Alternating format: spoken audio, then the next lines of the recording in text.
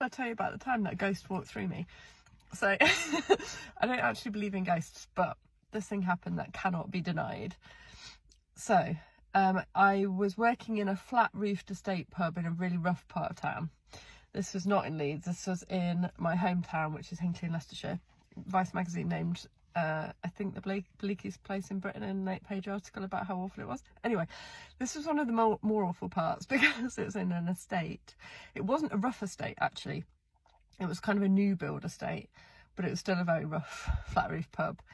And I don't know, anyway, there was a bar and a lounge area where like the lower working class people and the middle working class people went. No, not upper working class, but middle working class and lower working class or underclass people basically. So that's the social dynamics of the place. I was from the nearby village, so I was deemed posh, incredibly working class. But because I was from a village, I was deemed posh, so I was mainly put in the lounge. The lounge, like I said, was slightly more people who worked rather than people who just lived on benefits. So, but they were all very like normal people, as I would say. Anyway, so it was a busy Saturday night.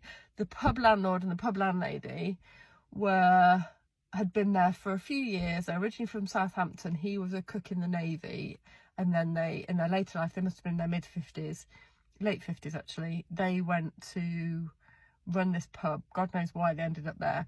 And then the landlady had actually died about a week before this happened. Her name was Maggie. It's not important.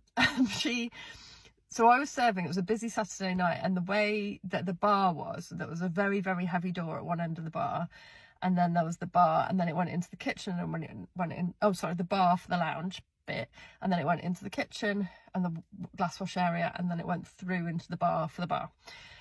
And I was serving a pint of Carling Black Label to a bunch of blokes, and I was literally just pulling the pint, and then the big heavy door at the end of the bar opened, and it was a really heavy door. Like I had to push it with both arms and give it some proper welly. Anyway, it opened on its own, which can't happen. Like, it was incredible. So it opened on its own, and then high-heeled, Maggie wore high-heeled footsteps came right towards me, and whoosh went through me.